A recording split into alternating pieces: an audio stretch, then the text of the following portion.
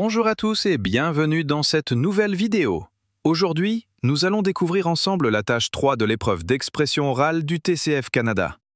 Dans une mise en situation réaliste, je jouerai le rôle de l'examinateur et notre candidat Akram, originaire du Maroc, répondra à la question demandée. L'objectif de cette démonstration est de vous montrer comment répondre de façon simple, structurée, argumentée et efficace aux demandes spécifiques de cette tâche. Alors, installez-vous confortablement, prenez de quoi noter et plongeons ensemble dans cet entraînement concret. Dans cette dernière tâche de l'épreuve d'expression orale du TCF Canada, vous devrez défendre votre point de vue sur un sujet donné, sans temps de préparation. L'objectif est de structurer votre réponse, d'argumenter clairement et d'illustrer vos idées avec des exemples concrets. Vous avez 4 minutes et 30 secondes.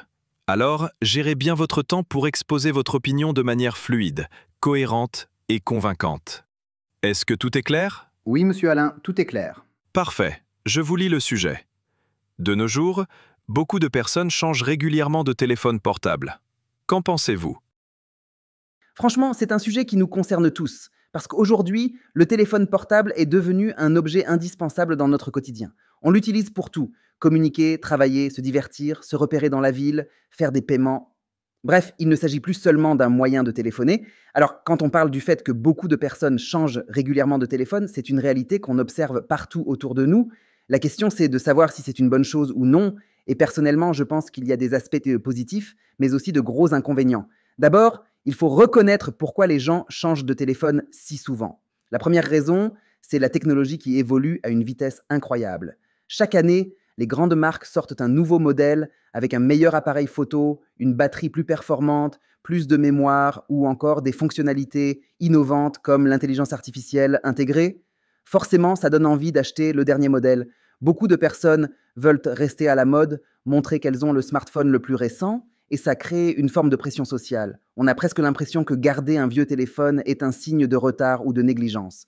Ensuite, il y a aussi l'aspect pratique. Les téléphones portables, même les plus chers, ne durent pas éternellement. La batterie perd en efficacité au bout de 2 ou 3 ans. Certaines applications deviennent trop lourdes. Et parfois, le système d'exploitation n'est plus mis à jour.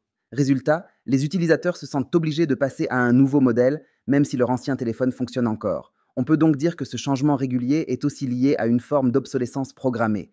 Les fabricants encouragent indirectement les consommateurs à racheter, parce que réparer coûte parfois aussi cher qu'acheter du neuf. Cependant, ce phénomène a aussi des inconvénients sérieux. Sur le plan financier, d'abord, changer de téléphone tous les ans ou tous les 2 ans représente un budget énorme. Les smartphones haut de gamme coûtent plus cher qu'un ordinateur et malgré cela, beaucoup de gens se sacrifient pour suivre la tendance. Cela peut entraîner des dépenses inutiles et même de l'endettement chez certains jeunes qui veulent absolument avoir le dernier modèle pour ne pas paraître en retard.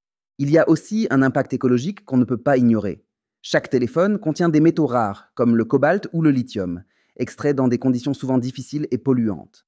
Quand des millions de personnes changent de portable chaque année, ça produit une quantité énorme de déchets électroniques. Même si certains téléphones sont recyclés, la majorité finit dans des décharges, ce qui pollue l'environnement et met en danger la santé des populations locales. On parle beaucoup de développement durable aujourd'hui et je trouve que cette habitude de remplacer régulièrement son téléphone va totalement à l'encontre de cette idée. En plus, il faut se demander, est-ce qu'on a vraiment besoin de changer aussi souvent? Dans la plupart des cas, la réponse est non.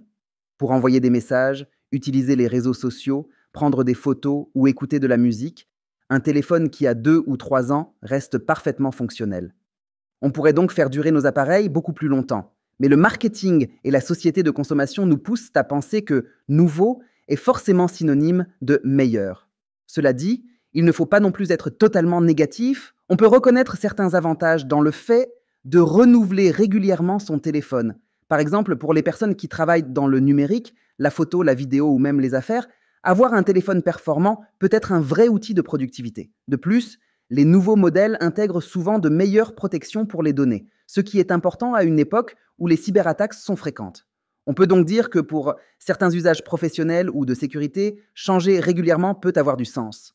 Pour conclure, je dirais que le changement régulier de téléphone portable est un phénomène compréhensible, mais qui devrait être mieux contrôlé. D'un côté, la technologie évolue vite et offre des avantages réels, mais d'un autre côté, il y a des conséquences économiques, sociales et surtout écologiques qui sont inquiétantes. À mon avis, il faudrait trouver un équilibre, garder son téléphone plus longtemps, le réparer quand c'est possible et ne le remplacer que lorsqu'il est vraiment dépassé. Ce serait une manière plus responsable de profiter de la technologie sans tomber dans la surconsommation. C'est bon, nous avons atteint les 4 minutes et 30 secondes de cette tâche. C'est la fin de l'épreuve. Je vous remercie.